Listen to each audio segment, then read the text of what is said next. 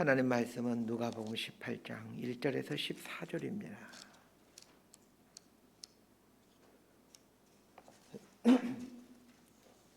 누가복음 18장 1절에서 14절까지 말씀 번갈아가며 읽습니다. 제가 먼저 읽겠습니다.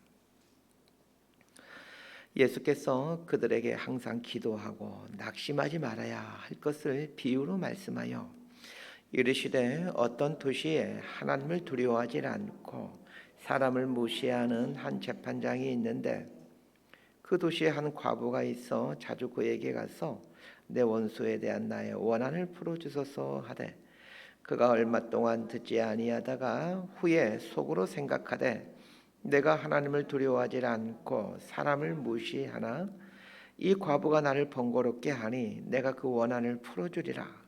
그렇지 않으면 늘 와서 나를 괴롭게 하리라 하였느니라.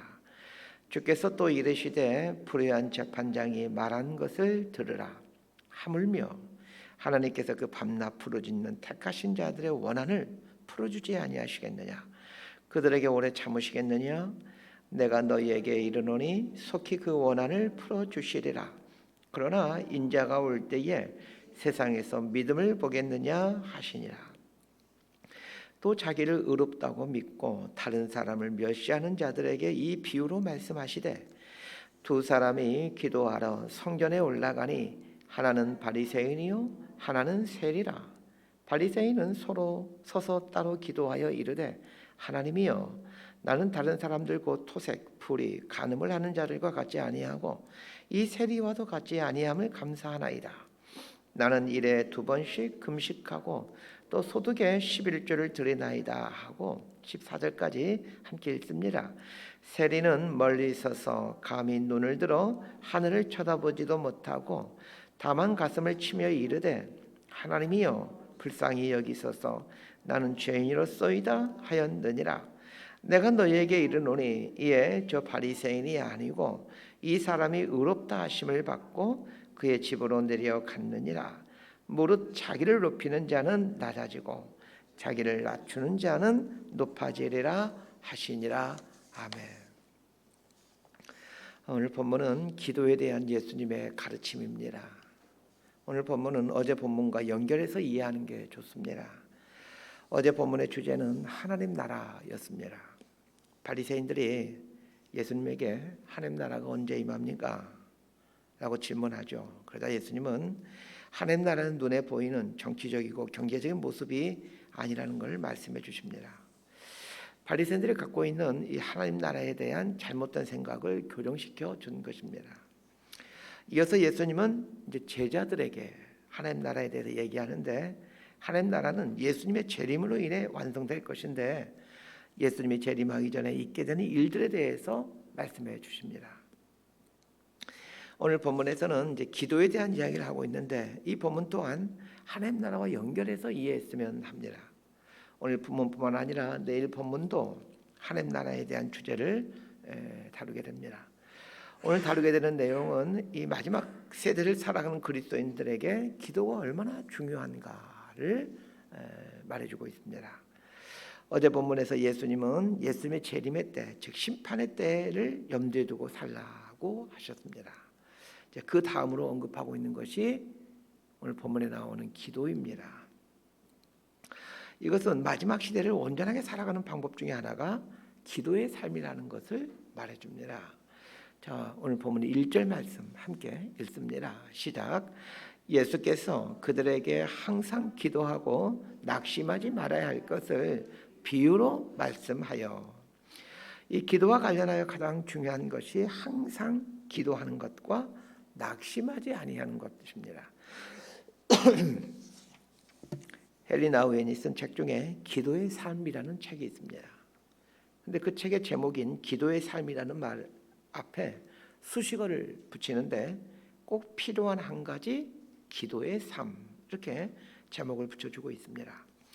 그리스도인에서 산다라는 것은 기도하는 삶을 산다라는 말입니다.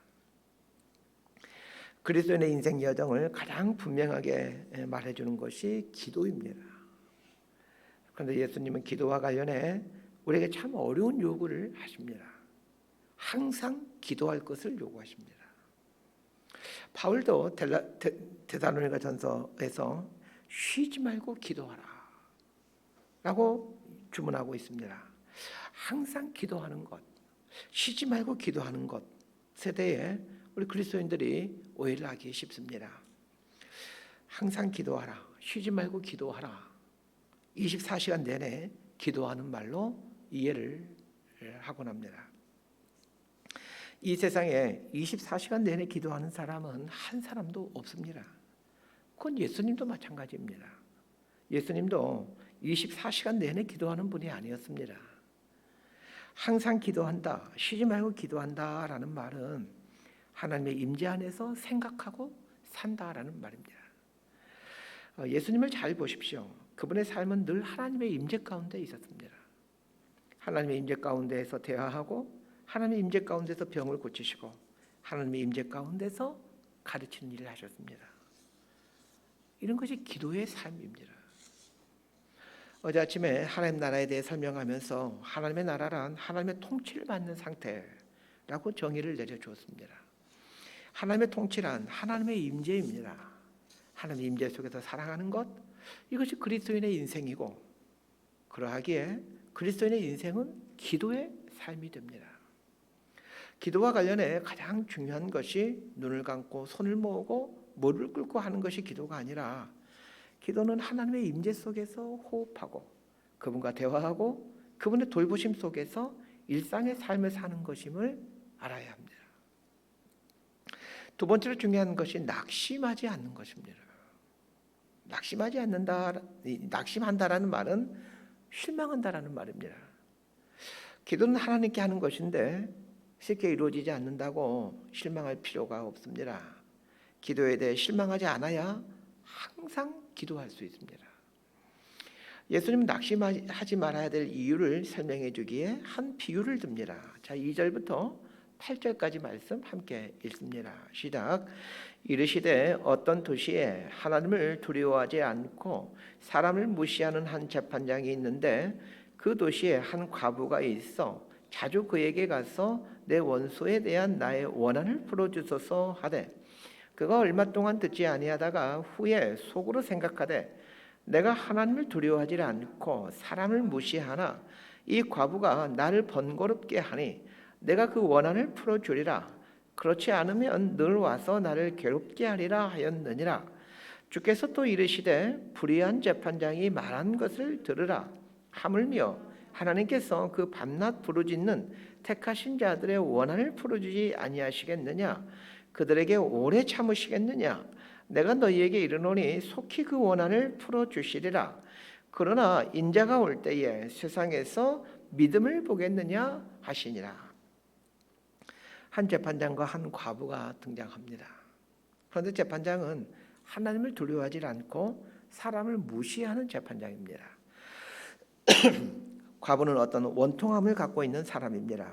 재판장은 힘 있는 사람의 대명사이고 과부는 힘없는 사람의 대명사입니다.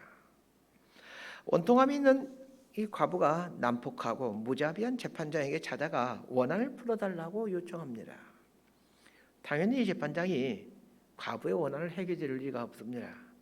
사람을 무시하는 재판장이기에 그 아무런 힘없는 과부의 원한을 해결해 줄 마음이 없는 것입니다. 그런데 이 재판장이 생각을 합니다. 내가 만약 이 여자의, 이 과부의 요청을 들어주지 않으면 이 과부가 계속해서 나를 귀찮게 하겠구나. 그냥 들어주는 게 낫겠구나 라고 생각하고는 과부의 원한을 풀어줬다라는 이야기입니다. 이 비유는 우리도 하나님께 계속해서 끈질기게 간청하면 하나님이 귀찮아서라도 들어주시기에 계속해서 간청해야 된다라고 생각을 하기가 쉽습니다. 오랜 세월 동안 교회 강단에서 설교자들이 이 본문을 갖고 설교하며 하나님께 끈질기게 간청하면 하나님은 들어주신다라는 내용의 설교를 해왔습니다. 그러면서 하나님께 끈질기게 기도해야 된다라는 것을 이제 강조해 왔죠. 그러나 이 비유는 정반대입니다. 하나님은 재판장과는 완전히 다른 분이시다라는 것을 말해주는 것이 이 비유의 핵심입니다. 재판장은 과부의 간청을 귀찮아했습니다. 그건 하나님은 우리의 기도에 대해 귀찮아하는 분이 아닙니다. 도리어 하나님, 우리가 하나님 앞에 나와 기도하는 길을 간절히 기다리고 계십니다. 그렇다고 우리의 요구대로 그대로 일처리를 해주시는 100% 예스맨이라는 뜻도 아닙니다. 비유에 등장하는 불의한 재판관은 아예 과부를 만날 생각을 하지 않습니다. 그건 하나님은 우리를 기꺼이 만나 주실 뿐만 아니라 도리어 우리가 하나님께 나오기를 기다리고 계십니다. 그런데 하나님은 우리를 즐거이 만나 주신 분이시지만 우리의 모든 요구를 들어주는 분이 아니라 기도를 들어주시는 분이십니다. 사람들은 하나님께 기도를 하는 게 아니라 요구를 합니다. 요구를 해놓고는 기도를 했다라고 생각합니다. 요구와 기도는 전혀 다른 것입니다. 성경은 한 번도 쉬지 말고 요구하라, 항상 요구하라 라고 말하지 않습니다. 항상 기도하라, 쉬지 말고 기도하라 라고 말하고 있습니다. 예수님은 기도와 관련한 비유를 해주시면서 재판장 이야기를 해주십니다. 하나님은 재판장이십니다. 우리가 하는 기도가 진짜 기도인지 아니면 일방적 요구인지를 판단하시는 분이십니다. 과부에게 원통한 일이 있었기에 재판장이 들어주지, 만약 과부가 말도 안 되는 것을 요구하므로 재판장을 아무리 귀찮게 한다 해도 들을 수가 없습니다. 그건 하나님도 마찬가지입니다. 예수님은 두 번째 비유를 통해 진짜 기도가 무엇인지를 말씀해 주십니다. 자, 9절에서 14절까지 말씀 함께 읽습니다. 시작. 또 자기를 의롭다고 믿고 다른 사람을 멸시하는 자들에게 이 비유로 말씀하시되, 두 사람이 기도하러 성전에 올라가니 하나는 바리새인이요 하나는 세리라. 바리새인은 서서 따로 기도하여 이르되, 하나님이여, 나는 다른 사람들 곧 토색, 불의, 간음을 하는 자들과 같지 아니하고 이 세리와도 같지 아니함을 감사하나이다. 나는 일에 2번씩 금식하고 또 소득의 11조를 드리나이다 하고, 세리는 멀리 서서 감히 눈을 들어 하늘을 쳐다보지도 못하고 다만 가슴을 치며 이르되, 하나님이여, 불쌍히 여기소서, 나는 죄인으로소이다 하였느니라. 내가 너희에게 이르노니 이에 저 바리새인이 아니고 이 사람이 의롭다 하심을 받고 그의 집으로 내려갔느니라. 무릇 자기를 높이는 자는 낮아지고 자기를 낮추는 자는 높아지리라 하시니라. 자, 예수님이 해주신 두 번째 비유는 진짜 기도와 유사 기도에 관한 이야기입니다. 먼저 유사 기도가 무엇인지 보겠습니다. 예수님은 바리새인이 한 기도가 유사 기도라고 말씀하십니다. 그럼 바리새인의 유사 기도를 한번 살펴보십시다. 바리새인이 기도하기 위해 성전에 올라갔습니다. 그리고 기도를 하죠. 기도의 시작은 하나님이여 이렇게 부름에서 시작합니다. 여기까지는 아무런 하자가 없습니다. 그런데 바리새인이 하는 기도의 내용을 보십시다. 나는 다른 사람들 곧 토색, 불의, 간음을 하는 자들과 같지 아니하고 이 세리와도 같지 아니함을 감사하나이다. 나는 일에 2번씩 금식하고 또 소득의 11조를 드리나이다 라고 기도합니다. 감사의 내용도 나오고 자신의 신앙생활의 모습을 아뢰고 있습니다. 별로 문제없는 기도인 것 같은데 예수님은 바리새인의 기도는 기도가 아니라는 것입니다. 왜 기도가 아니라고 말씀하십니까? 기독교에서 말하는 신앙생활을 가장 잘 보여주는 것이 십자가입니다. 십자가는 하나님과의 바른 관계, 그리고 사람과의 바른 관계를 보여줍니다. 기도를 한다라는 것은 하나님과 바른 관계를 맺어간다라는 것을 의미합니다. 또한 사람들과의 바른 관계를 맺어간다는 것을 의미합니다.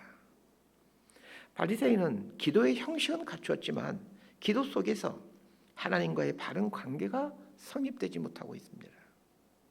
바리새인은 자신이 토색하지 아니하였고 불의를 하지 아니하였고 간음을 하지 아니한 사람이라고 말을 합니다. 한마디로 의로운 사람이라는 것입니다. 기도는 자신의 의로움을 하나님 앞에 자랑하는 것이 아닙니다. 하나님의 절대적인 은혜가 없이는 살 수가 없는 죄인임을 인정해 가므로 하나님과의 바른 관계가 맺어지게 됩니다. 바리새인은 하나님 앞에다 자신의 의로움을 드러내므로 십자가를 통해서 흘러내리고 있는 이 하나님의 사죄의 은총을 거부하고 있습니다. 십자가의 세로축이 온전치 못하게 된 것입니다. 또한 바리새인은 옆에서 기도하는 세리를 가리키며 저는 저 세리와 같지 않습니다 라고 말합니다. 그렇게 함으로 자신을 위에 두고 세리를 아래에 두므로 십자가의 가로축이 평행을 이루지 못하게 합니다. 기도를 통해 하나님과의 바른 수직관계 그리고 사람들과의 바른 수평관계를 맺어가야 되는데 그게 기도의 중요한 정신 중에 하나인데 오히려 기도를 통해 하나님과의 수직관계를 망가뜨려가고 있고 사람들과의 수평관계를 깨트려가고 있었던 것입니다. 반면에 세리의 기도를 보십시다. 세리는 감히 하늘을 쳐다보지도 못합니다. 거룩하신 하나님 앞에서 자신의 죄인됨을 보기 때문입니다. 하나님의 임재 속에 거하게 되면 자신이 얼마나 큰 죄인인지를 알게 됩니다. 그래서 이사야 선지자는 성전에서 하나님의 임재 가운데 거하게 되었을 때 화로다 내가 망하게 되었도다 죄인 중에 거하면서 하나님을 배웠도다 라고 고백합니다. 기도는 하나님의 임재 속으로 들어가는 것입니다. 하나님의 임재 가운데 거하기에 하나님의 거룩하심을 보게 됩니다. 동시에 자신의 죄악을 보게 되죠.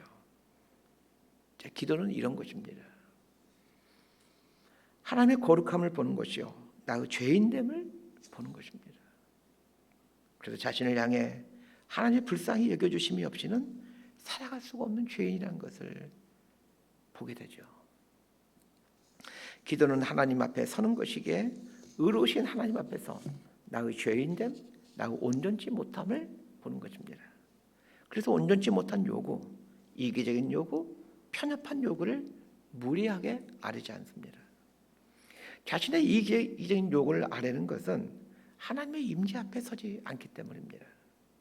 하나님의 임재 앞에 서지 않기에 자신을 구하는 것이 합당한 것이요 또 공평한 것이요 온전한 것이라고 착각을 합니다. 그러나 그것은 기도가 될 수가 없습니다. 하나님의 임재 앞에 섰을 때 우리의 소원은 정결해지고 우리의 바람은 거룩해집니다. 말씀 정리합니다. 항상 기도하는 것과 낙심하지 말아야 하는 것은 사실은 깊이 들어가면 같은 의미입니다. 항상 기도한다라는 것은 하나님의 임재 속에서 살아간다라는 말입니다. 하나님의 임재 속에서 살아가는 사람은 하나님을 향하여 낙심할 수가 없습니다. 또한 하나님의 임재 속에 구하는 사람은 헛된 욕심을 구하지 않습니다. 하나님의 임재 속에서 살면 추악하고 더러운 욕심이 사심이 없는 선한 욕심으로 변화됩니다. 미움이 용서로 바뀌게 됩니다. 그런 의미에서 바른 기도는 하나님의 나라를 임하게 합니다. 항상 하나님의 임재 속에 거하십시오. 그렇게 함으로 항상 기도하고 쉬지 말고 기도하라는 이 하나님 말씀을 이루어 가십시다. 하나님의 임재 속에 나를 세워놓음으로 나의 바람이, 나의 소망이, 나의 지향이 선한 것이 되게 하십시다. 이것이 기도입니다. 이렇게 기도의 감으로 하나님 나라를 이루어가는 저와 여러분의 삶이 되기를 진심으로 소망하고 축복합니다. 기도하겠습니다. 하나님 아버지, 하나님 앞에 우리를 세워놓습니다. 십자가에 달리신 예수 그리스도 앞에 우리를 세워놓습니다. 거룩하신 하나님 앞에서, 십자가에 달리신 예수님 앞에서 우리의 악함과 추악함을 보게 하시고 우리의 양심의 타락함을 보게 하시고 우리의 숨은 악한 행위를 보게 하여 주옵소서. 우리의 더러운 욕심이 그리스도의 보혈에 적셔지게 하시고 우리의 이기적인 욕망이 그리스도의 겸손과 사랑으로 적셔지게 하여 주옵소서. 하나님이 내 안에 거하고 내가 하나님 안에 거하는 이 신앙의 신비를 경험하게 하시고 그 안에서 항상 기도하는 기도의 삶을 살게 하여 주옵소서.